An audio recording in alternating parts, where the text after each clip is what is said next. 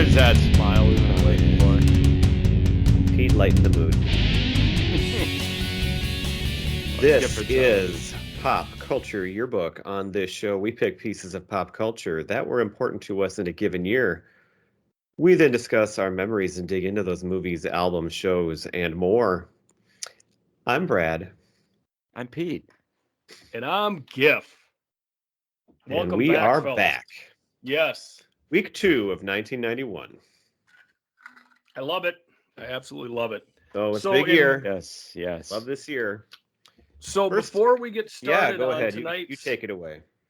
Before we get started on tonight's main subject, I just want to remind everybody to go to our link tree and check out our Buy Me a Beer tab, where you can go onto the Buy Me a Coffee site and choose to support this podcast in any way you see fit.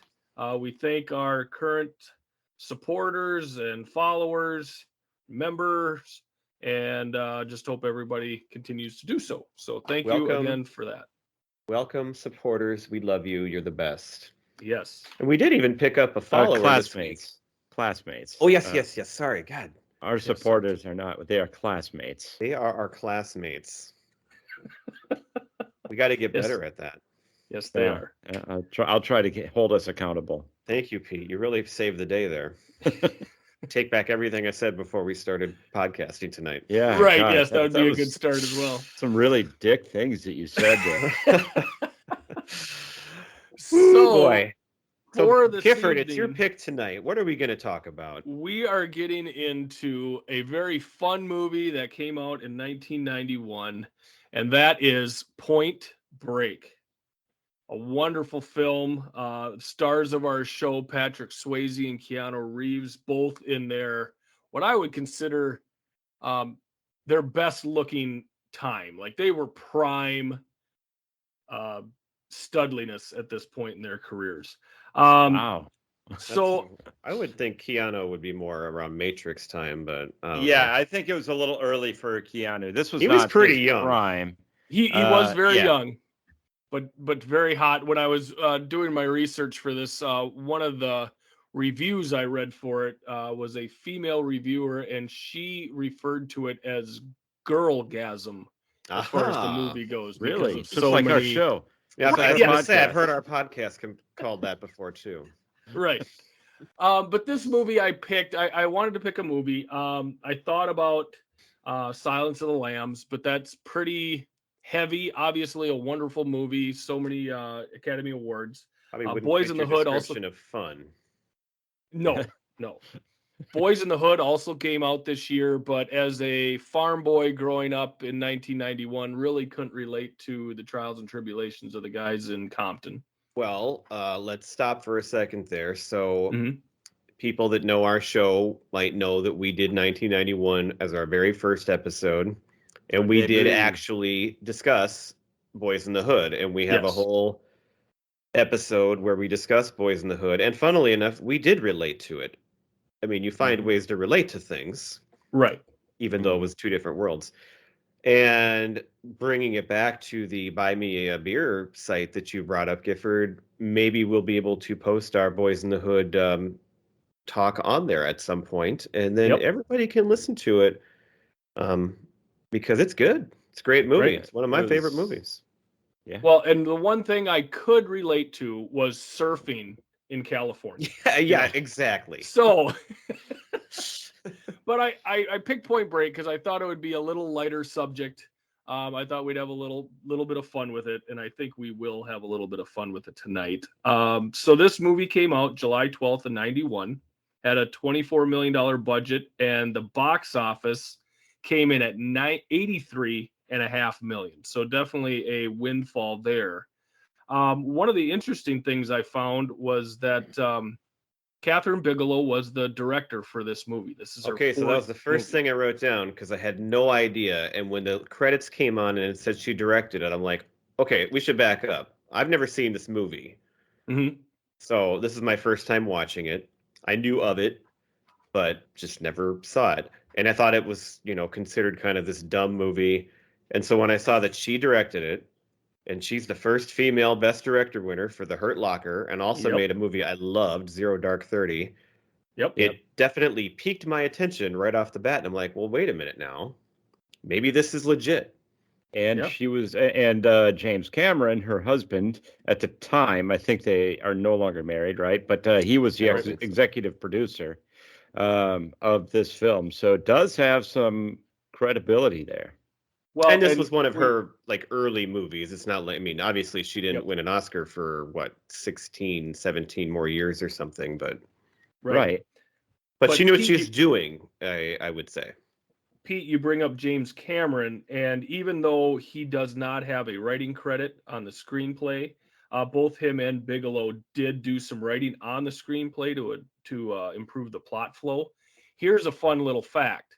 So the week that this premiered, Terminator 2 was in theaters, and that premiered at number 1. This premiered at number 2.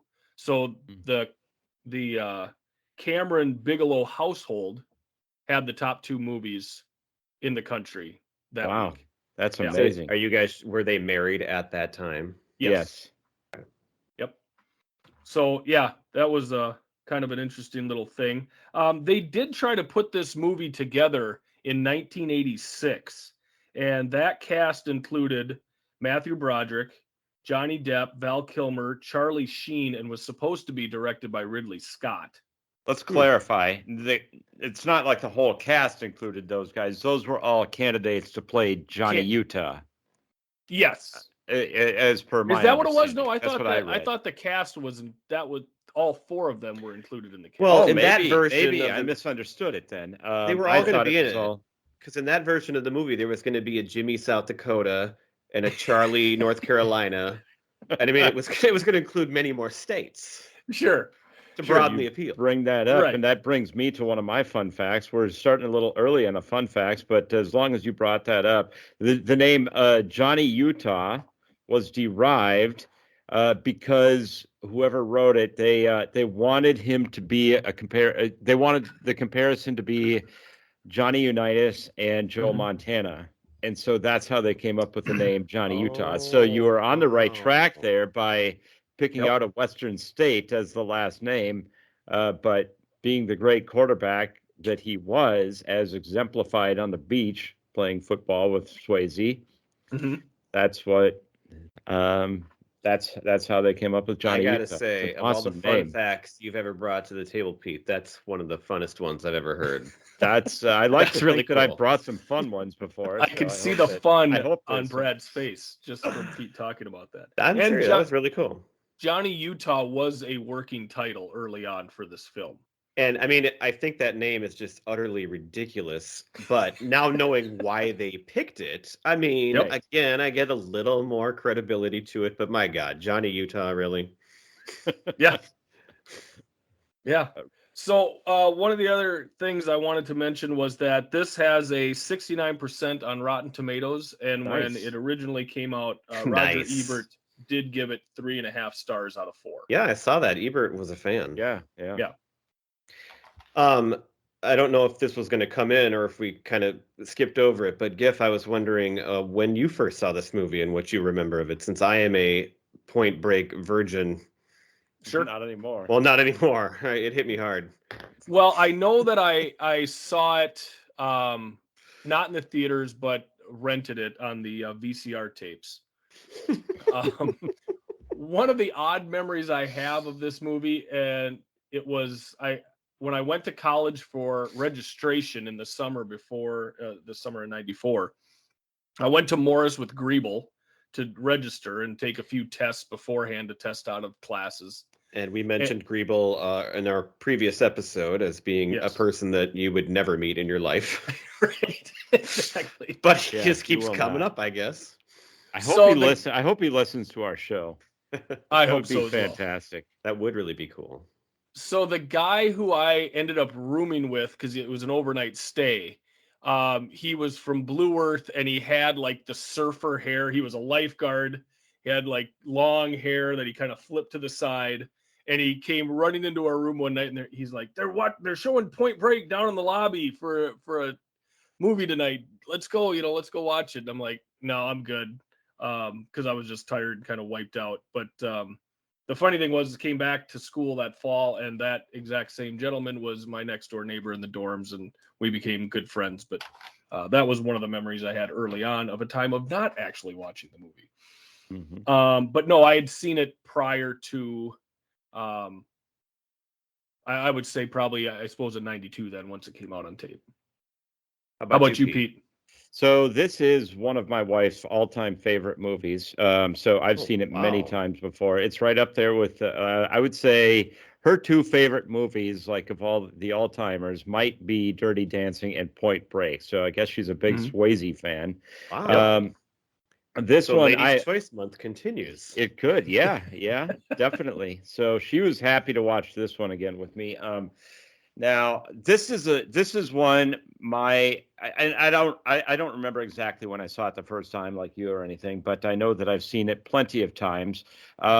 Every time you go into the movie expecting it to be a ridiculous movie like Roadhouse was, and there's definitely some of that. Some parts are just so off the wall you just have to laugh, but it's actually a pretty good movie, I think. Yeah, and it's it toes the enjoyable line and it knows pretty what well. it is. Yeah, exactly.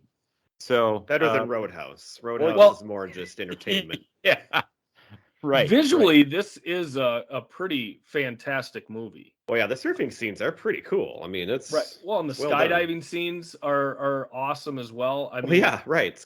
And if there's two things that go together, it's surfing and skydiving. Skydiving. Right. Absolutely. Yep. Like steak and shrimp, like peas and carrots. Peas and carrots. And mooning. There's plenty of mooning in the movie too. Yes, there is. Yes. So did we want to dive into the film, or do we want to talk about Brad and what his initial reaction was to seeing it? You want me to give time? Well, I kind of already said. I mean, so I like with Roadhouse, it's one of those movies I had never seen, but had heard of, it's just you hear about it so much and it's like, well, I missed the boat on that one. I'm just never going to watch it. Sure. This is one of those movies. So it came out in '91. So we were running the corner store, as I've talked about before. And so we had this on VHS, and I obviously was around it all the time, but just never brought it home. And I guess none of my friends who claim they're all such big fans never said, hey, let's go watch this movie. So I did not see it. And the time kind of passed. And I always figured it was really stupid too. It just seemed like one of those kind of joke movies. So, as I said, my first reaction to seeing who directed it was like, wait a minute, maybe, and directors have made bad movies before, like great directors have, but it was just like my first reaction was, well, hang on here. I guess I'll have to give it a little bit more credibility. And I'll save the rest of my comments for as we go through it. But I'll just say this. I did very much enjoy watching it. Good. There you go. I looked forward to it. And I enjoyed it. And I'm excited to watch it plenty of times in the future. So the other thing, if we're going to get into it here, the other thing that made me excited right away was that right off the bat, John C. McGinley shows up from Scrubs. That gives him credibility right and there. And so I was excited to see him because I'm a fan of him. We talked about him from 42 as well, which I thought he did a great job of the old-timey baseball announcer. Right. But... oh boy, he was over the top. Terrible. Well, it was he was a caricature of himself and some other characters. It was so bad. Right. And then one of his first lines is, "You're young, dumb, and full of cum." Right. I mean, that line is the line that sticks out to me from this whole movie. So my excitement to see him was tempered with, wait a minute, this is crazy bad. It was. Right. I kind of thought the same thing. It was as if he was making fun of every one of those cop movies back in that where era. The guy gets mad. Always had an asshole captain, right? That had two partners working together, and the asshole captain was always yelling at him and everything. And so he took that and just went over the top with it. And I don't think he was the right choice for that kind of role then, if that's what they really were going for. It was just it was a caricature. It was just right. It did not improve every time he came on screen later. It didn't get any better. It had hints of his character Dr. Cox in the way that he would go on diatribes, kind of ranting diatribes, but it was Yeah, it was definitely over the top. I thought he was a good choice for it. He's very buttoned up. He's opposite of Pappas. He's the new Angelo he's the, Pappas. Yep, he's the new FBI. Where it's all about crunching numbers and you don't go off of hunches, and so he's showing that they're ushering in this different age, I guess. Even your description of it just sounds so like by the book, like just a trope that's just, it's not even real, which that's the problem I think with him. Now, again, I like the movie, but his character I probably thought was probably the worst part of the whole movie, actually. Or yeah, least... I'd give you that. So we're getting right into it right away. That's fair. I didn't hate everything like this. He stood out to me as really bad. Well, first off, let's back up just a little bit. The movie opens up with Utah at the shooting gallery for the FBI, so he has to go through his shooting test. So he's behind barricades, and they have like targets pop up of good guys and bad guys running along like on rails, and he has to shoot them, for accuracy. Did you guys happen to notice the cans on the one bad woman with the gun? The cans, the bazongas. Yes. No, I didn't. That was the first note. I was like, "Holy cow!" Like, she's holding the gun, but that's not the first thing you notice. Look at the fun bags on that hose hound. Right. But again, it opens on him, and I just love it because it's in the rain. He's soaking wet. He turns around. He's chewing gum. He's all casual, and he stands up with his shotgun, and he like cocks it one-handed, so it just sets it up so perfect how much machismo is going to be just throughout this entire movie. So I think it kind of set the stage early for what you could expect to get into during this movie. And then you go into the whole diatribe by Harp, his captain, which was again way too much machismo. And then you get to meet Angelo in the pool diving for bricks. And that was my next note here. So Gary Busey, excited for that, but Angelo Pappas, Johnny Utah. The names in this movie are just yow. Right. But I love it. I mean, it's fun. Angelo Pappas, as bad as that name is, sounds more like a real name for that guy than Johnny Utah does. That sounds like a game from a video game. I mean, that's right. So. Well, it's not hard to have a more realistic name than Johnny Utah. No, it would not take. That's a pretty low bar to clear. So we meet Pappas, and they're looking for the bank robbers, the ex-presidents. And I love that. Guys, and that's the one thing that I knew about this movie was those masks. I don't know why it is. I just love those masks. I think they look so cool. I do too. I think it's a perfect, a perfect heist kind of thing. And I love that they wear suits and stuff too. So they're all into it. And so that was really fun to see the whole scenes instead of just these little clips that I'd seen before. Right. Mm-hmm. Yep. So they've been looking for these guys for 2 years now. And so there's a robbery pretty early on, and the FBI is sent to the bank. And Utah and Pappas are sent to look at the getaway car. And this is where we learn of Pappas's theory on who the ex-presidents are. Yes. And this is a rock solid plot point. I don't think anybody could pick it apart at all. And this is where Pappas tells Utah that these guys are surfers. And we get into the reasons as to why they are surfers. Which again, this is a little strange because he has this theory. Everybody laughs him out of the room when he comes up with it from the office. Yeah, you can tell he's nervous to say it out loud because he doesn't really. I mean, if it's a legitimate theory, what's the big deal? But of course, it has to be a joke. Well, and if it's a legitimate theory, so the theory is they're surfers because these robberies only take place for 4 months and then they leave and then they start back up again in the summer. Mm-hmm. So if you're Pappas, wouldn't you be checking with other seaside towns and countries, to say, okay, are they robbing banks in other countries, like to try to bolster your theory? But anyway, his theory begins off of a swab that they picked up at one of the robberies. Oh yeah, it was like the wax on the board or something, right? Yeah, not just any wax. Sex wax. Sex wax. Yes. Wax. Speaking So- of wax, there was yeah. a line when they're robbing the bank that stood out to me as being especially bad as well, because they're all just yelling. And so it came from a guy that's not even on screen, but these are big tough bank robbers, like they're there to scare you. And one of them, you hear him yell out, "What's the matter with you? You got earwax?" That's a Right. real sick burn by a bank robber right there. As he's hitting you in the head with the butt of a shotgun. You got earwax? I do have one fun fact about these guys. Okay. I bet you guys have it too, but I wanna say it since I won't have many. So the guys that aren't Patrick Swayze were real professional surfers That's right. That's what I came across too. who Yeah. did acting on the side, and they are real surfers. They knew what they were doing. Yeah. Now, I thought now that was cool too. Really? the three main actors on that note, I had that Keanu Reeves had surfed or had never surfed before, but he had been in the ocean.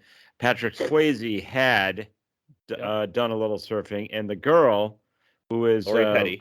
Lori Lori Petty, Petty. she had never been in the ocean before. Yeah, I'd seen that Before one this, too. and so they worked with professionals to train them how to do a little basic surfing for the movie. Right. But I thought that was And cool that they got these surfer actors, and you wouldn't even Yeah. know. Like, I didn't know it till I read about it afterwards. They were good. They See, I did looked their some roles stuff up. perfectly. Yeah, they did. I looked some stuff up about them because I wanted to see, and they'd all been in other stuff. Not a lot of stuff. Well, they were actors. They were actors on the Right. side, but I think they were professional surfers like first. Okay. Well, and that makes sense. One of the things I did find was that Swayze didn't like using a body double for some of the surfing scenes. So while they were filming this, he did end up breaking 4 ribs while surfing. Oh, Yep. wow. And he also didn't want to use doubles for the skydiving scenes because he was an experienced skydiver, but the production they couldn't get insurance on him. So he did do one jump.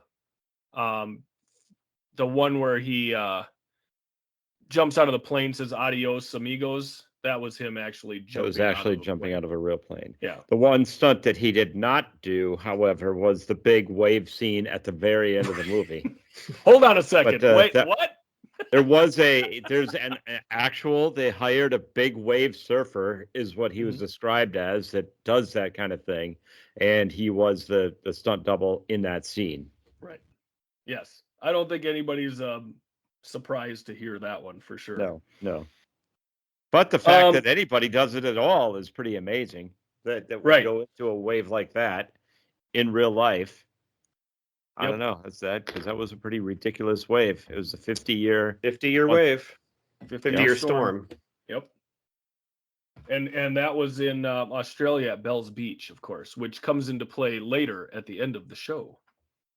Yes. So we buy into this theory. So Utah, he's all over it. He's ready to go. He's ready to back his partner up on his theory. So they go and buy a surfboard, of course, so that he can infiltrate the surfing culture and try to find these guys. So he needs to learn how to surf. So I think before this, didn't they have a giant fight? Was that before this then? Well, they had a Johnny big and argument. Angelo had a huge fight right off the bat. Yep, that was at the car. And that where was they another were- one of those cases It where it was was- so over the top that it was just like, Right. hold on, guys, calm down. It was in the same scene when he was explaining about about his theory, right? It was on Yep. top Yeah. of the hill by the car. Mulholland. Yep. So Yeah. they, So they, that was go their big bonding moment. yeah. That's when they became partners for real. Right. So they decide that Pappas, he's too old to get in, and Johnny's fresh out of the academy, so he's young enough, he'll be And able he's to mix a in. highly skilled athlete, so He is. A He's a highly well-known- skilled athlete. Quarterback from Ohio State, the Ohio State that From the Rose would Bowl. have gone to the NFL were it not for a knee injury. so Right. what better job Comes than to into be play an later. undercover FBI agent? Right. Absolutely. Well, and Pete, you had brought this up in some of our texts. You're like, how could you? That plot doesn't make any sense. You're a nationally known athlete. You played at Ohio State. You played in the Rose Bowl against SC, Yep. where he tore his knee up. But here's the thing: do you keep track of college football players after they're done playing college football if they don't make the pros? Like, you don't But know where they go. here's my thing, though, is Mhm. that they always, anytime they're talking about a player on TV, they'll often say what their major is. Hey, this Sure. person majoring in elementary education or whatever. But he's in the FBI. His major had to have been something like law enforcement or something, Well, right? he said he went to be a lawyer. Right. So he could But be that was part of law. his lie. But I thought that was part of his story that he made up, because he also, when he was saying his parents also died, which they Right. had not, because that was his undercover thing. He'll Right. lie about his backstory, but not about who he is, you know. Well, So I didn't know if he actually majored in law. but as far as being not recognized, when he goes and hooks up on the beach with Patrick Swayze and his crew, Patrick Swayze does know who he is and says, Yes. this is Johnny Utah. So, but he doesn't know he's an FBI agent, of course. He just thinks he's Right. a guy out surfing. Well, and Right, if right. you remember, Shaquille O'Neal wanted to be a sheriff. He wanted to go into law enforcement and go undercover. that was something that he Yeah, that had would be a talked little about different. after retirement. Like, if he's not going to mix in, I mean, he would never mix in an undercover situation. But so I don't find it that implausible that people wouldn't know that you're an FBI agent. No, it's not. It's still funny though, just to say it. You Right. know, Right. Yes. Well, because that was his big in, that, because they have the scene, he meets up with Tyler. He convinces her that, because her parents had died when she was young. So that was his in. He went to her, asked to have her teach him how to surf. And he mentioned to her that his parents had died, which of course was a lie. But that was his in. So they go out and Way she to connect. teaches him how to surf. so he learns to surf. What do we got to have in a movie? We have to have a musical montage. We got to have a montage, baby. Right. Good answer. Yep. But I like this because it started with there was a song playing. I'm like, that sounds like Concrete Blonde, and I Shazammed it, and it was. And then right after that, I brought up last week one of my favorite albums of '91 was School of Fish, and they played a song by them right after that. Okay. So I looked up this. It was a great early '90s soundtrack going on here, and there was actually I looked at the soundtrack. There was a song by Sheryl Crow on it too. That this is way before she was big, Really? and I didn't recognize the song, but so it was just cool to look at the music and to connect that back to what we had talked about.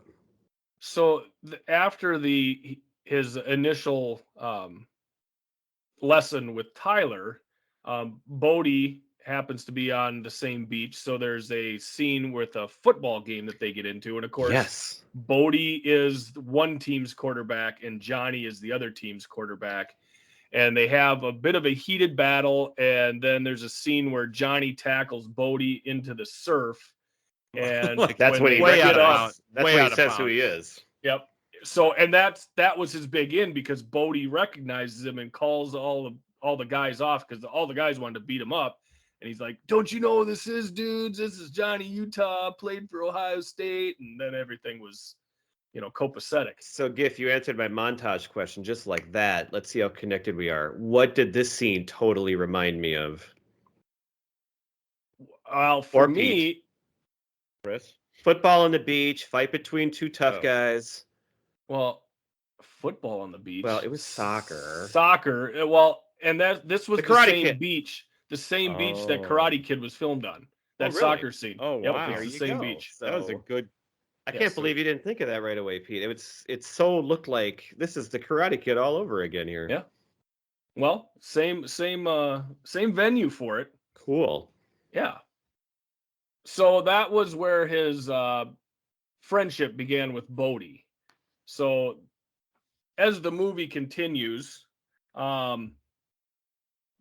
they decide, so they get another soil sample from one of the robberies, and they analyze it, and they're like, okay, if we can figure out what beach this came from, maybe we could figure out which beach to stake out and find these guys.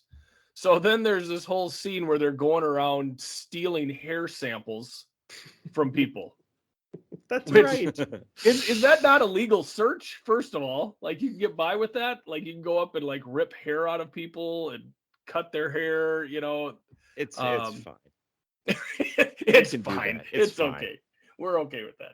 So they figure out which beach it is, and Utah's hanging out, checking stuff out, and he's approached by a group of 4 that want to beat him up for surfing their waves or whatever. You know, you're not supposed to jump in. Well, on there's a somebody's wave. collision in the ocean, Yep. and so it was like he knocked him off his board. But he was Yep. in front of that guy, so I didn't really understand. But I suppose there's some sort of surfing etiquette that was Who has breached. the right but- of way in that situation? Before this scene, though, we're a good chunk into the movie here, and John C. McGinley has gone crazy again. I wrote down he's like an SNL skit.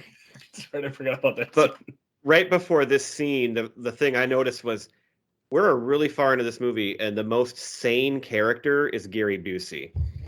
So that tells you everything you need to know about these characters at this point. right, They're he's running keeping around everything cutting on the hair rails. and ripping hair off, and Gary Busey's just hanging out as a normal one. Right. So he's confronted by these 4 guys, which one of them, of course, is who? Brad. Anthony Kiedis, baby. That's right. I So also the- thought I saw James Hetfield there. He seemed to be the leader of this crew. Really? It No, wasn't. it's It wasn't not. him. No, but I'm I trying think to Brad is think of saying he who- looked which like. guy He you're- looked like him. The long blonde-haired guy. Yeah, with the goatee, with the little Yeah. beard. Okay. I Yeah, also I could I also noticed another musical person later in the movie too that I thought was in it. Well, before we get Oh. to that, though, I want to, when we're on Anthony Kiedis, I do want to point out that it's not the only time that Keanu Reeves has starred in a movie with a member of the Red Hot Chili Peppers. I love how serious you just got there. Oh, You sound like you're on a game show. Yes. Can you name that chili pepper? Well, Flea it's has Flea. been It's in. Flea, and now name the movie. I know I can't. Why am I drawing a blank here? Yeah, I'm drawing a blank too. Not Oh. Utah. But not Johnny Mnemonic? Montana. Nevada, Think of another Western state. Colorado, My own private could be. Idaho. Yes! Oh wow! Did it. Is that right? Did it. Yes. Oh my God, I was kidding. I would have never guessed that. Oh, geez. Okay. Well, There you I go. didn't know that. 'Cause And that Flea's came been out in- That must have come out about the same exact time as this, or I very think shortly it was after. a little later, actually. A little Okay. after, I 92? thought. Yeah. I don't know. I'd have to look it up, but I thought it 'Cause was maybe Flea's a bit been in a after. couple things, right? Yeah, Flea's Yeah, been in Flea's stuff. been in a few movies, but so Okay. there you go. It's also, by the way, not the first time that Swayze and Reeves have starred in a movie together. Do you know the first? Oh man. Is it Red Dawn? No. The Outsiders? No. Nope. We could be here a while, folks. Okay, let's just go on. It's Which one a is it? hockey movie. Youngblood. Oh, Youngblood, you are Yeah. correct. I didn't know either one of them were in that They movie. both starred in that movie together. Or so- was Swayze Okay. the star? I think I it was don't- somebody else. I don't know. I got the impression that Reeves was more of a bit character in that one because it was before he was really well known. So Sure. I don't know. I'd have to go back and watch. I don't know how big his role was actually, but Okay. they were both in the movie. Flea was in Baby Driver a couple years ago. That's a great movie. And he was also in Back to the Future Part 2. Yes, he was. Oh, that's what I'm thinking of. Yep. Now, Brad, I didn't want to take away and steal your thunder because you said there was another musical person. Oh, well, I was going to in- save it until we got to that scene. Oh, Okay. okay. But- We'll save it. We'll save it. Okay, okay. This is a good little teaser. A little cliffhanger. Because it's Stay when we with get to the us. airport towards the end of the movie. So, Okay. Oh, okay. all right. Bring Where us were back we? in, Giff. We're So, the bad guys got mad at Johnny. Keanu, and so they're Yep. about to beat him up. So they are beating him up. They're That's kicking the true. crap out of him. And who else comes to his rescue but Bodie? So Yes. we see all the sweet moves that Swayze learned from Roadhouse Yep. in this particular scene where he proceeds to kick the crap out of these guys. And a or help bond is Johnny kick the created crap right out. there, baby. Yep, Right. exactly. So after this encounter, Bodhi invites Johnny over to his place for a party that night, which he's going to go to. But him and Pappas also tail these 4 hoodlums back to their place, kind of do a little bit of background on them, find out that they have quite a long rap sheet. So they set up a raid for the next morning. So they're thinking, okay, these are our guys. These 4 guys are the ex-presidents. So that's the understanding that we're going in with. So that night, Keanu goes to Bodhi's party. He meets up there with Tyler, or they go together to this party. Tyler is Lori Petty. Yes, Tyler's Lori Petty. Who becomes, so she was with Bodhi at one point. Mm-hmm. Sounds like he's kind of just sharing her around, but they're over, I guess. It's free now. love, baby. It's free love. It was kind of free love going on here. Yep. Mm-hmm. There's a good foreshadowing in the scene because they all sit around and talk about big waves, dude. And he talks about the 50-year storm in Australia. And of course, you've already hinted that comes back at the end. Yeah, that's going to come back. Absolutely. If you watch it for the first time. They also go night surfing, which is pretty cool. Right. Night surfing. Not to be confused with night swimming, Pete. You were deserves a quiet. So this is another big moment for Johnny because he's not sure if he's ready for, this kind of an adventure. So it's another scene in which, Bodhi's pushing Johnny to really just let himself go and, learn to be crazy and reckless and wild because Bodhi sees that in him, that he has that craziness. And so they have this, big surf scene at night and everything's great. And I just love how they're like surfing right next to each other and they're all like, yeah, like in slow mo.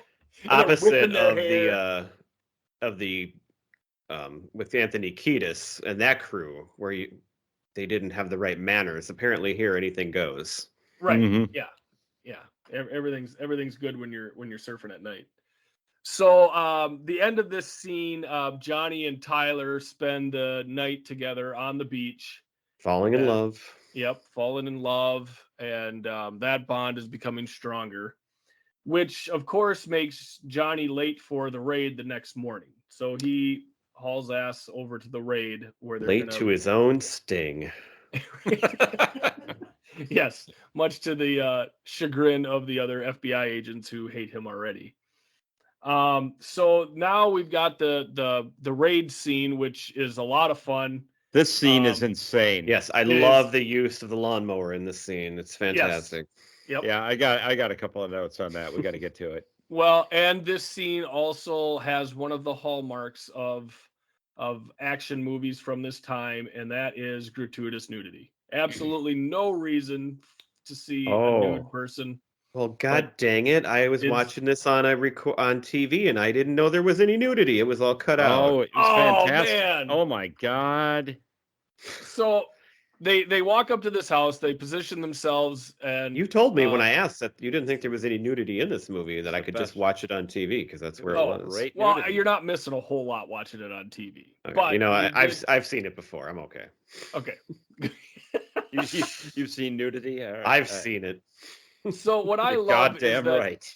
is that there's 2 women in this house, one of which just walks around in a bra and a thong and answers the door. Right. And the other one, this is early morning raid. The other one's in the shower. Right. Does she have to hurry up and get to her job? Like she's That's hanging what out I do with at meth parties. dealers. I take showers. Right, but like it's not. It was the morning though. It made sense that she was taking a shower. It was the morning. Oh, this is the morning now you're talking about. Oh, I am my fault. I thought we were talking about the party. No, this is during the raid. I know. Which was set in the morning. But my point is she going to her 9 to 5? She's hanging out with meth dealers that have all these guns and party all night, but she's got to get ready for her 9 to 5 job at the the bank or whatever. The big tough guy's got to go surfing. The women has to take care of it for him. That's true. Well, that's why you sell drugs, though. You got your income from the drugs. So the raid ensues. It goes crazy from the get-go. These guys have just a whole cache of weapons, automatic weapons, and all kinds of stuff. So they bust it. FBI busts in. Well, it all And would have been avoided because Johnny Utah had a headset on to tell him what was going on, right. and it would have been okay. But they couldn't hear him because his goddamn neighbor next door turned on his lawnmower, and nobody can hear over the lawnmower. Right. And who mows their lawn that early? I mean, that's just rude. Like you don't start your lawnmower, that early in the morning. And With I would like to one point of out those this- old-timey lawnmowers Yep, too. the old-timey But it still made a lot of lawnmower. noise. Right. Yeah. Yep. Yeah, he had And a it was- motorized lawnmower like that. Usually those are just Right. And when You you don't let get it go motor. and it's laying on the ground, it's still running somehow, unlike most lawnmowers. Well, this is 91. They didn't have the thing where if you take your hand off the switch, it just automatically shuts off. I guess. So we have this the raid scene where everything goes crazy, and I was watching this and my wife walked in and she asked me if growing up if you ever paused it at the moment where Anthony Kiedis blows his own foot off. And I'm like, well, of course I did. Like everybody did that, right? Like you'd fast forward like frame by frame and see his foot as a hole and then a hole in his foot, which that's a great scene. So the melee ends up outside. Johnny dives through the window with the main bad guy on this crew, and they fall into the neighbor's yard, where the lawnmower gets knocked over, but it's still running, so the blades are going, and there's this big fight. Totally tense. Brad, you said you had some thoughts on that lawnmower scene? No, I love the use of the lawnmower as a weapon. No, not a weapon, but just. I was the one that They're going to said that. stick his face in it. Yeah, Pete has some fun facts. They're going to stick his face in it at one point. They're going to stick a knife in it.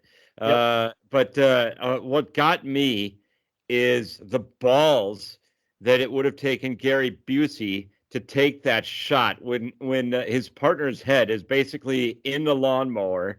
He's Yep. going to shoot the lawnmower. Right. and get it to shut down. He's going to make the perfect shot. Hey, I'm not worried about any kind of ricochet or anything at all. And it was right after he took another ballsy shot when one of the other bad guys had one of the girls hostage, and so he takes a shot, drops him dead. So Pete, that's why they call him Gary Ballsy. This is going to lead into one of my points later in the movie. So you just pointed out that Pappas is a good shot, correct?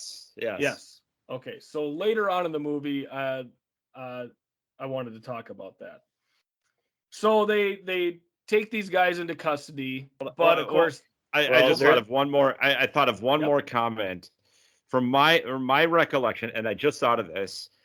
If I recall correctly, the bullet never actually penetrated into the lawnmower at all. It just hit it, and it just shuts it down. So it's not like it got into the mechanism or anything like that. It just hit it, and there was like a know how it's going to react, Pete. Why don't you go out tomorrow, get your gun out, and shoot your lawnmower and see if it's right or not? and record it for an extracurricular activity. And have your neighbor have his face stick it right down by it while you do it. Okay, let's not go that crazy. In this scene, though, before you move on, there was one other relatively well-known actor who showed up who was really pissed off at everybody too. Yes, I was getting to that point here. So this whole thing turns into a calamity for the FBI because, and specifically for Pappas and Utah, because Pappas and Utah. Yep. So there was an undercover DEA agent who is with these guys, and he was working his case, and that actor was Tom Sizemore. Tom Sizemore, thank you. Which again, I know he's got a bad rep and everything for things that he's done in the past, but I haven't seen a movie yet where he's in it where I don't think he's good. He has a bad rep. Yeah, with just in general in the world. I am not aware of that at all. I didn't know that. So, but he's great. I love that scene. But again, it's one of those things where really like the DEA, I suppose he's undercover, so they don't divulge that. You see that all the time in movies where there's there's everybody doesn't know what's going on with the other agencies. So they blow his cover. They don't get to find out who the big drug dealer is, because these guys are dealing methamphetamine, right? That's what they were. Crystal meth. Yeah, it was crystal meth. Yeah. So now you come to realize, okay, well, these guys aren't the bank robbers, because Sizemore knew where they were during one of the robberies. They were in Florida or something, not even in California. So now we're back to square one. We have no idea who the bank robbers are. So of course, to clear his head, Johnny needs to go surfing with Tyler once again. And while they're heading out on the beach, he sees Bodie with his three buddies. They're all surfing the same wave, and the one guy pulls his pants down and moons the others. And that was a big moment, because that's what one of the bank robbers did on video in one of the recent robberies. He connects the dots. Yes. Connects the dots, and it was the ass.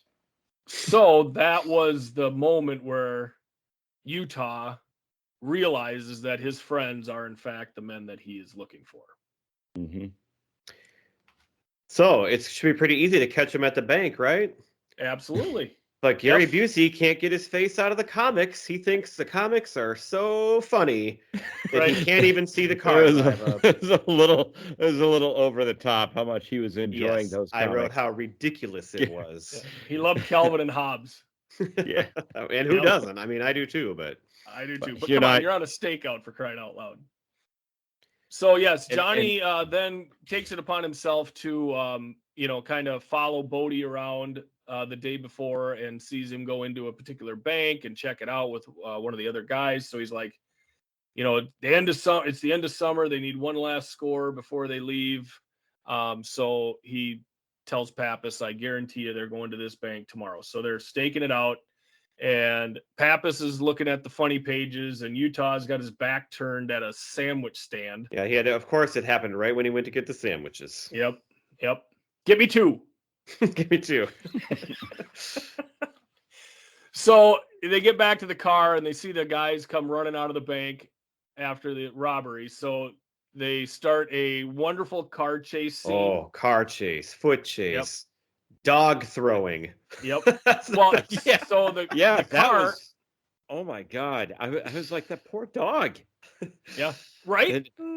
And I had written down, this chase scene reminded me of the end scene in Ferris Bueller's Day Off, when he's running through trying to get home. It was about the exact same thing, when he goes into the house and only has been wearing a Ronald Reagan mask. Yeah, and the woman is carrying towels, and she just throws them. Right. Well, and prior to the foot chase scene, so Pappas is driving. He wrecks the car. And so they got to go on foot. Well, the guys now in the getaway car, they need to get rid of the getaway car. So they pull into a gas station, and Bodie's going to burn the car. And so one of my notes is, what's with the gas pump nozzle? Like, it looked more like one of those nozzles you use to wash your own car in a self-wash place. Like, how do you have a nozzle that's like 2 feet long, and he lights it on fire and pushes the gas out of it, and it's like a flamethrower. Flamethrower. Yeah. Just flames going everywhere. And the reason, so the reason he does this is because he needs to destroy his car. Did you say that already? But okay. Well, yeah, he had to burn the getaway car. Right. So the other three guys, they go and grab another car from a guy who happens to be standing there, like, knock him down and get in the car while Bodie's burning this car. And Pappas runs up behind the car from like 10 feet away and shoots into the back window. How does he not hit anybody in that car? We had just seen in the scene during the raid his unbelievable marksmanship. Yes. But he can't hit know. anybody in the back seat of this car from 10 feet away. Can I back just up? A random shot. Batman couldn't hit the Joker with a million bullets. Right? Well, I want to back up to the flamethrower scene. I got one comment, because I'm a safety first kind of guy. Sure. Now, wouldn't it have made a little more sense, rather than the flamethrower thing to just douse the car with gasoline first and then throw the match on it. Yes. You'd think that would have been a little bit safer. Yeah, but That- he's a that, you cool know. guy. Right. Yeah. Cool guys do cool things. Been standing there for about a minute, just not even pointing at the car, but just like going back and forth with it. Yeah. Again, it's the visual effects, Pete. I completely agree with the practicality of your way. And if I ever need a car burned, I will I'm come saying. to you. I hope that our listeners learn something the next time they have to burn evidence. That Right. But again, Bodhi is a daredevil. Everything's about the adrenaline rush. He doesn't, True. he's a safety third kind of guy. right. It's not safety first for him. So yes, that was kind of crazy. But then that leads into the foot chase, which was awesome. I mean, that was a really cool scene, in close camera shots, right on the backs of the actors as they cut through corners and over fences and, through these houses. Throw dogs. What now? Throw dogs. Throw dogs. Throw yes. dogs. Yes. And that was Keanu Reeves that did that too, right? It was the good guy that throws the dog. No, I it didn't was think Bodhi. so. Bodhi who waited for him, picked the dog up, waited for him to come around the corner, and then chucked. the pit Relatively bull large at dog too for dog throw. Oh. him. Yes. Yeah, it was a good What would you say is 80-pound the pit ideal bull. size for? Okay. Yeah, I Brad, really don't know. Brad, what's the ideal size of a dog for tossing? One that you can put in one hand and throw kind of like a football. Throw it overhand. So like Chihuahua type, like miniature. Yeah, bigger Chihuahua than would be that. Yeah. Poodle. right. A toy poodle. Sure. Okay, I got you. So the chase scene comes to a rather dramatic end when Johnny jumps off of a wall and his surgically repaired trick knee kicks in and he is no longer able to pursue Bodhi.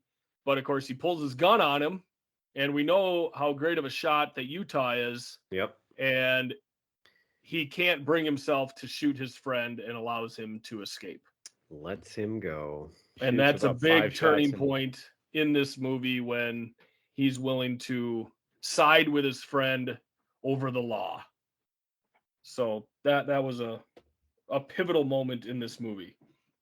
It's and also then very also dangerous, allowed- by the way, when it's another safety first tip. It's also very dangerous when you're laying down on the ground to shoot bullets straight up into the air. That is a dangerous thing because those bullets will come Sure. straight down.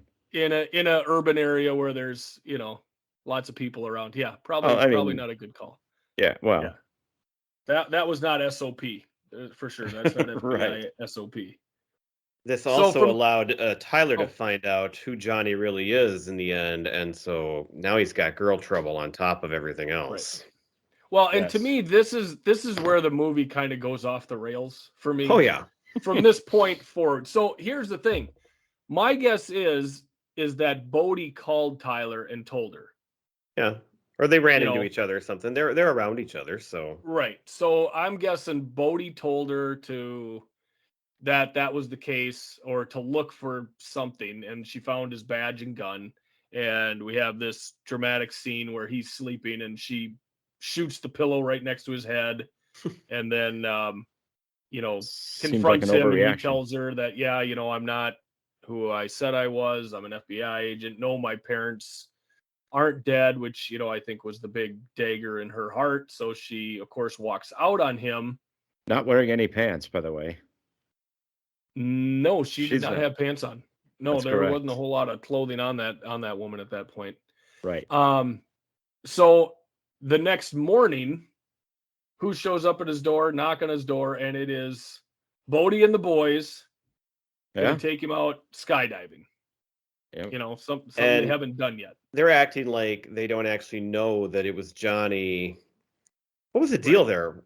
He never actually It's- saw his face. Like he was too far away. I can't remember now. No, Well, he knew. He did knew he see him. was. I know he No, yeah. knows, but he's acting like, "Hey, we're still buddies. We're gonna go do It's- this now." It's like that Friends episode, Yeah, Brad. exactly. They know that we know that they don't know that we know I know. They I'm know. aware. He knows. But there was Right. something in that scene where he never really got like a good view of Johnny, I think, where you know, it could have been that's why No, he because kind of there's a could pass scene it off. before that where all the guys are freaking out, and Bodhi's like, "I know what to do with this guy. I know what to do. Don't worry about it." Okay, forget it. I know Oh, that he sorry. knows who he is, but he's just move on. Move on. Okay, all right. But that's my point as to why this movie really goes off the rails at this juncture in the movie. So they go skydiving, and of course, the whole thing going on in Johnny's mind is they're going to just give me a parachute and the thing's not going to open. He's going to be Wile E. Coyote, pull the ripcord, and a bunch of utensils are going to fall out of his pack, right?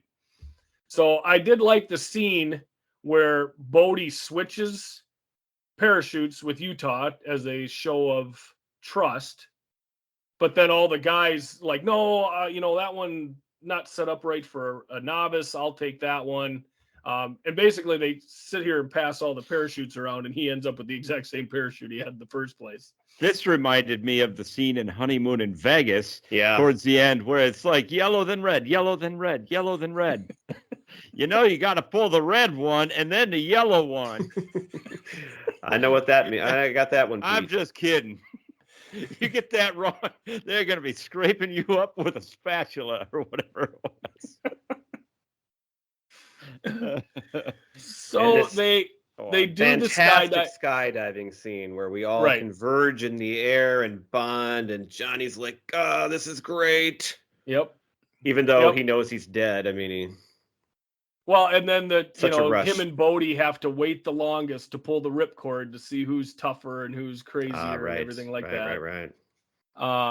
So they go on this jump, and another bonding moment for Utah with Bodhi, but he's still got a foot in the FBI world. So at the end of this jump, Bodhi shows Utah a video that Tyler's been taken hostage by Rosie, and we learn that Rosie is just a crazed maniac who if once he's told to do something, he will do it. It doesn't matter if so he's meant to kill Tyler if Bodhi doesn't show up when he's supposed to. So now Utah needs to help Bodhi rob another bank. Yep. And guess what? No mask for you. You don't get to be a president. No mask Your face for him. is right out there. No bullets for his gun. He's just supposed to stride into this bank with these famous bank robbers and rob a bank and help Bodhi get to his destination in time so that Rosie doesn't kill Tyler. So here's the biggest question I had about the movie.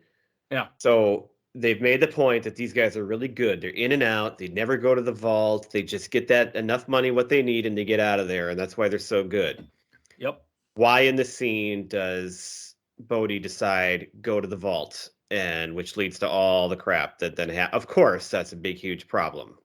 Well, because you never really, unless I totally missed something, there was the no jig is up. You just kept Utah wanting to knows up the they know ante. Utah knows who he is, so Yeah, but they could they're just not going to be kill able to him. come back next year and do this all over again. So they need to make the one last huge score But because they're they've probably got going to him in their clutches. I mean, they could do whatever they want with him, and right. But nobody else Pappas knows who they are too. Like everybody whatever. knows who they The are at this FBI, point. So yeah. they need a bigger score than just the cash drawers because they're probably going to end up going to a non-extradition country and never show up again because everybody knows, the whole FBI knows who these guys are at this point. So the robbery goes bad, as Brad mentioned. They go to the vault to get more money. There's an off-duty cop happens to be in the bank, and he decides to be a hero, and he ends up shooting just one of the guys. One of the guys gets shot. Not killed, and but killing shot. one of the guys. And this scene is where you see that how bad of a person Bodhi is, because throughout the whole movie, it's all about friends and these people are my brothers, and it's all about loving each other and everything's great. But at this moment, he is willing to leave his friend who has died. He's dead. Leave his friend and continue on and knock out Utah because he's so mad that everything's gone bad, and leave Utah there. So he really doesn't care about anything. And that ties into the vault thing. That's the part I don't like about this movie, because his character just changes too much. He's not set up to do this. He is not that bad of a guy. And so it doesn't really make a lot of sense what goes on here. Right. And that goes back to there's just plot issues everywhere in this movie. So of course. It's fine. Right. Don't overthink it, man. So at this point, the FBI, of course, the cavalry shows up at the bank after the heist, and Utah is quickly arrested by his compadres, and Pappas swoops in and punches out Harp, which again is crazy. Like, he just assaulted his superior officer in front of law enforcement. Like, you should be under arrest right there. So Pappas takes Utah, and he's like, well, we'll take him down. I'll take him down to the station for processing or whatever. So Utah convinces him, like, they're going to kill Tyler. I need to get to where she is. And so he's, kind of hosed. He still has to kind of help Bodie with all this. So they decide to go to the airport because Utah knows where they're going to the airport. And they show up. And I completely forgot that spoiler alert coming up for those people who haven't seen the movie yet. Pappas gets killed.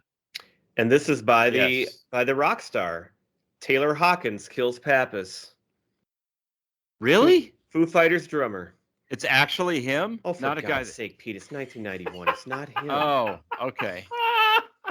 Just like James Hetfield wasn't in the movie. Right. Okay. Yep. I was like, what? All right. Oh boy. There's a I'm big gonna cut that big one out. shootout at the airport. Pappas shoots one of the guys, turns his back on the first guy he shot to shoot another guy, kills him. The first guy shoots Pappas in the back, and eventually Pappas and the other two remaining ex-presidents end up dead. Well, and how are these planes getting out of this airport after what the FBI knows about the robbery? I mean, all this stuff is going on. How are you just going to fly out like nobody's there to stop you? The planes aren't grounded. This is another huge plot hole for me in this. So during the chase scene, they never call in backup. It's just Pappas and Utah chasing these guys down that everybody's looking for. Then they go to the airport. They never call in backup. They just go in, just the two of them, to take these guys down. Like, why you wouldn't contact anybody and go, hey, everybody, these guys we're looking for, they are in this place at this time, like right now. Like, I know that was crazy. It's off the rails at this point. Right. It's absolutely off the rails. And we haven't even gotten to the part where the guy jumps out of a plane with no parachute. Right. So we are getting to that. So Bodie and Utah and one of the other ex-presidents board this plane.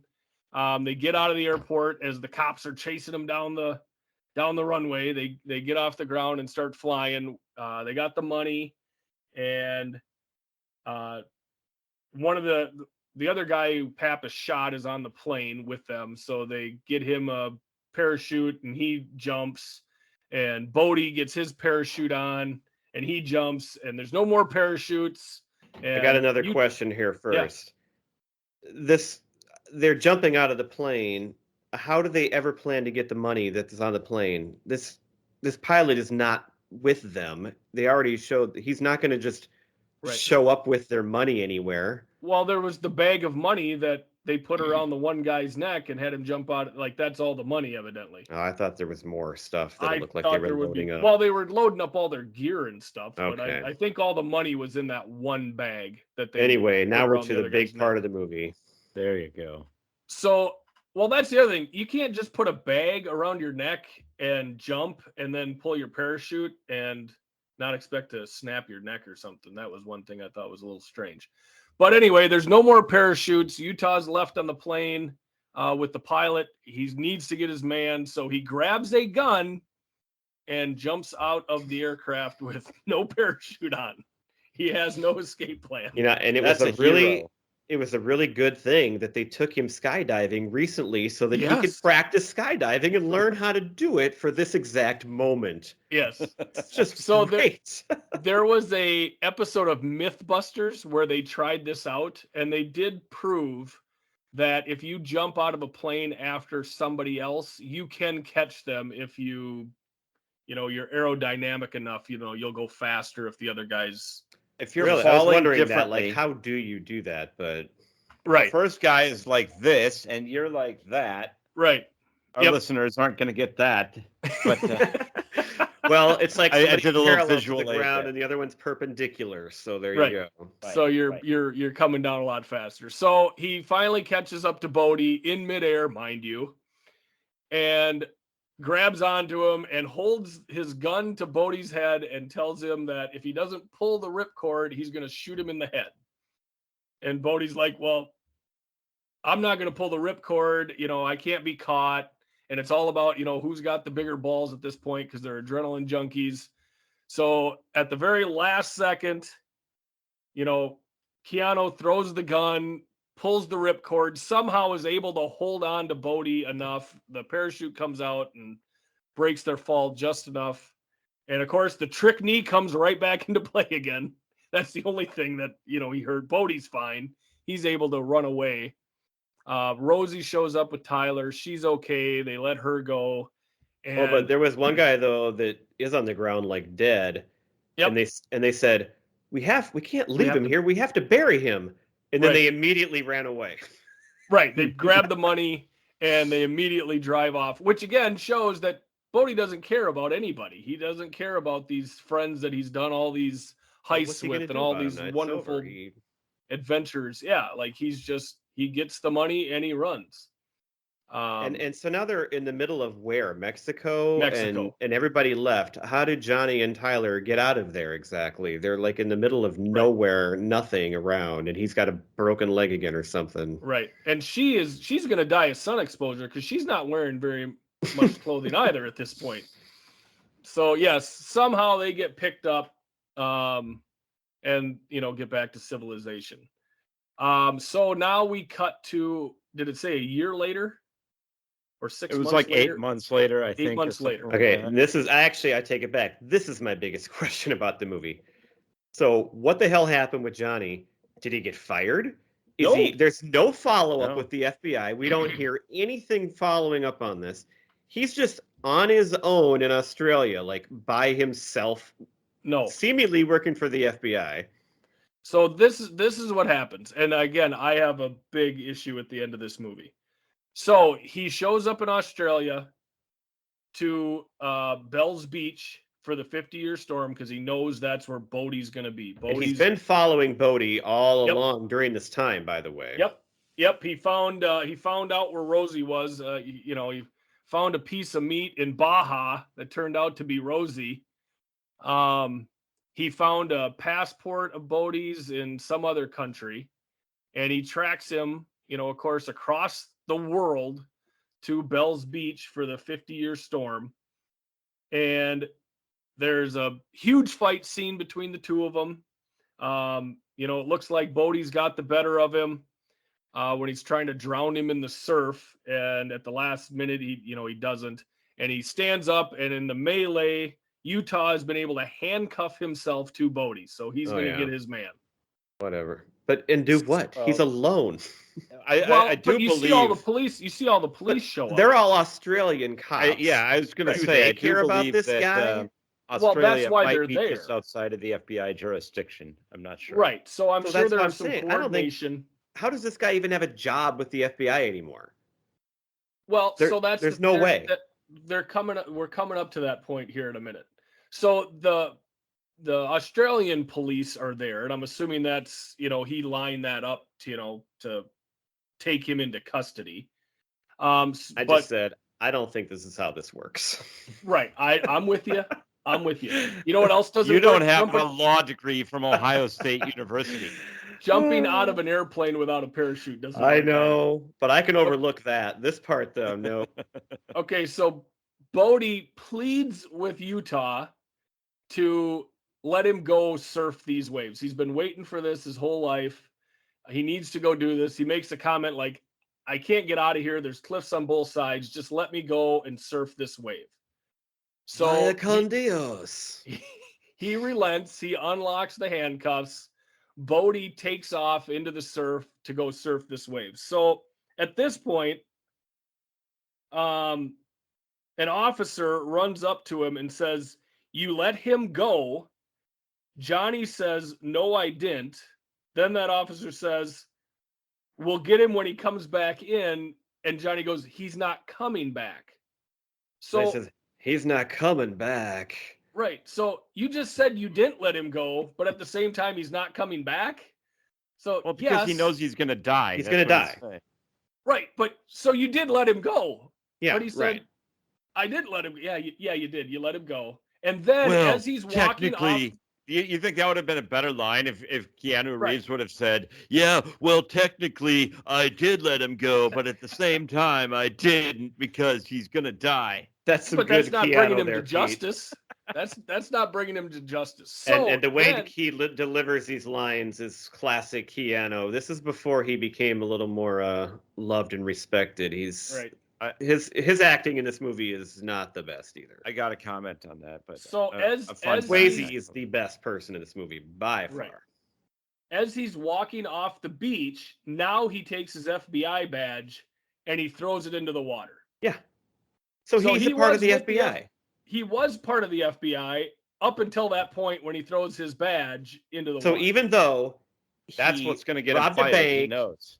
blew the whole Yep. thing, did all this stuff, they just let him stay in the FBI and go follow this guy around the world one-on-one and go to Australia and somehow hook up with the Australian cops.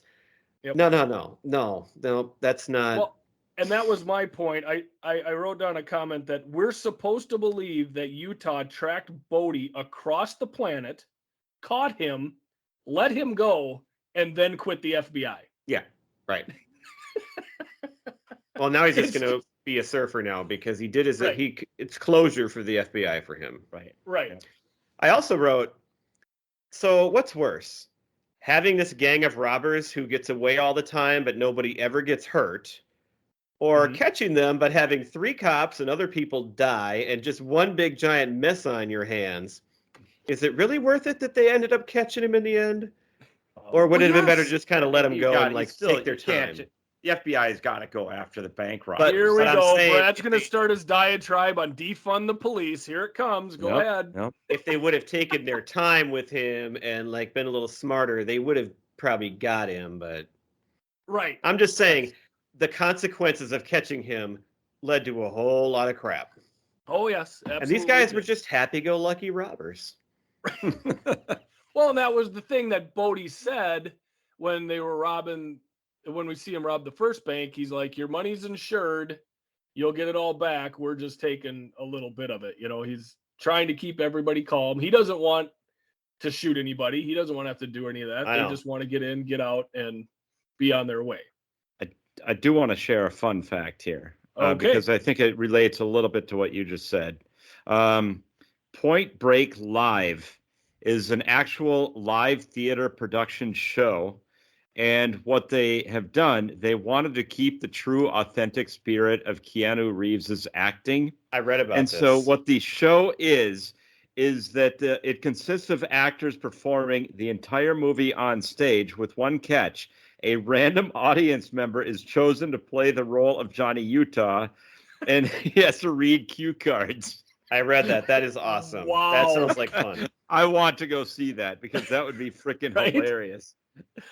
Oh my God. That kind of sounds like that improv show we were talking about with Murderville. I've watched most of it now. It's really funny. Oh, you have? I Yeah. haven't seen any of it yet. I think there's only 6 episodes. We've watched 4, and it's funny stuff. Okay. Yeah, I'll have to check that out yet. I have not gotten into it. All right. So yeah, that's pretty much the movie. I think we pretty well covered that movie. Yeah, probably a little too much. Yeah. I do still love it.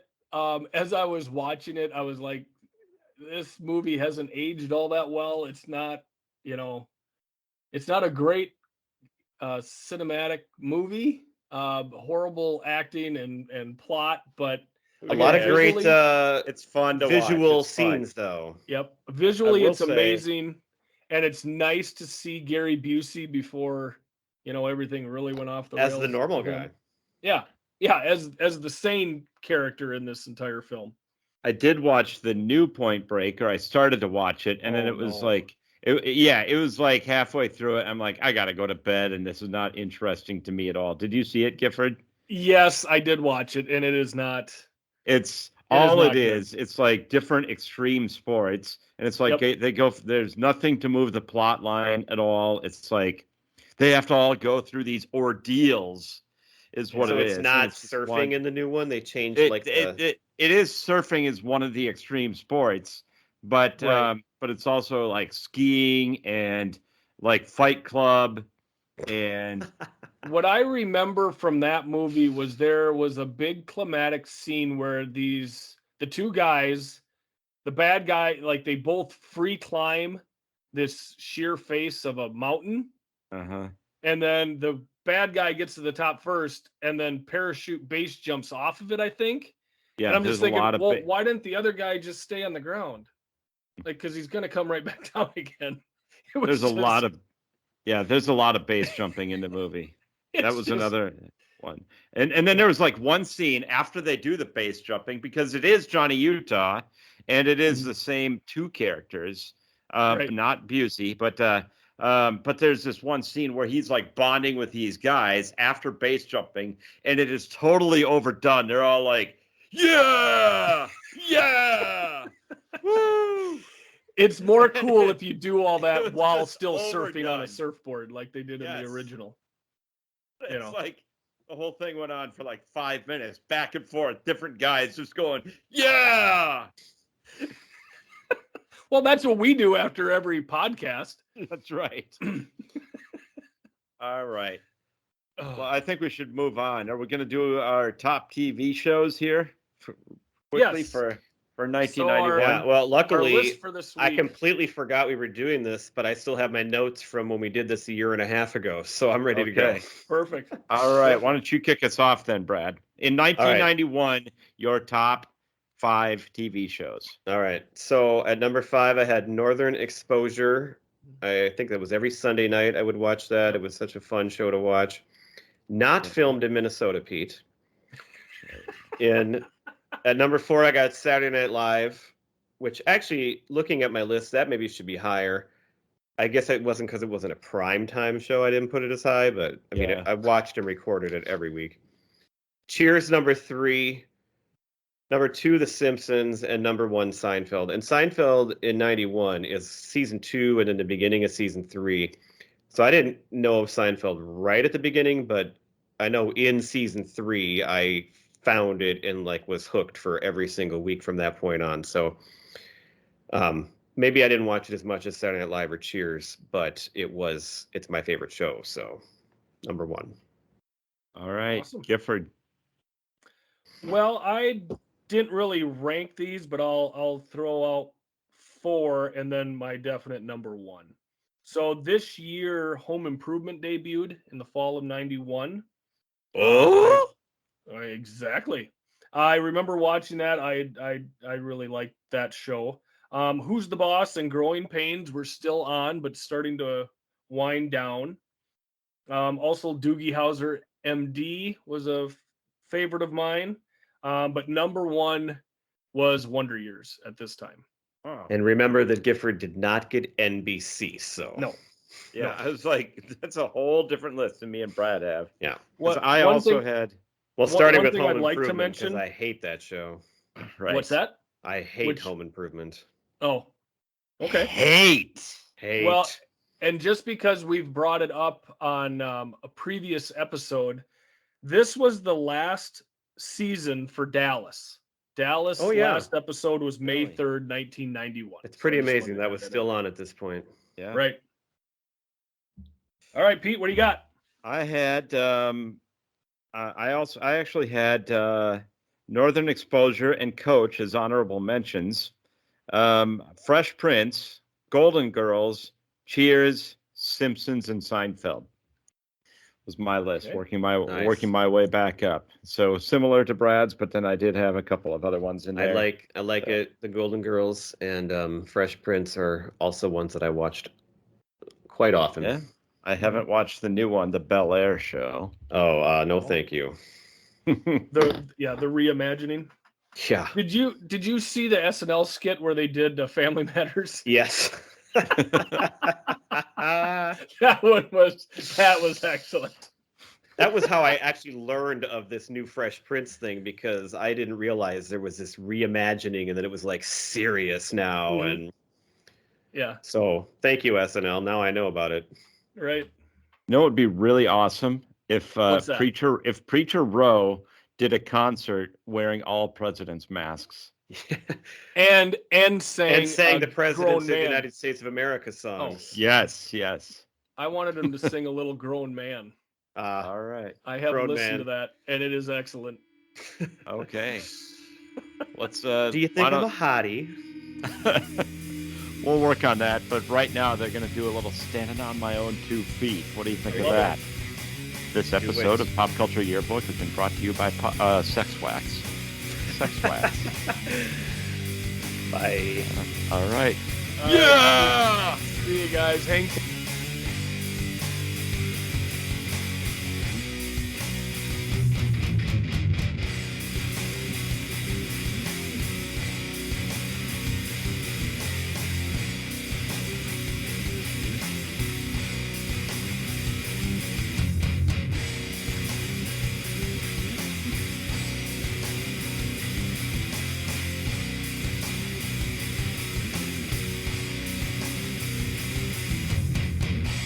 Standing on my own 2 feet. No one's here to comfort me. Sorry for what I have done. Sorry that your song is gone. 7 steps and it will be my last. Hands tied, tell me on my back. I turn it up to you. I'm scared, but there's nothing I can do.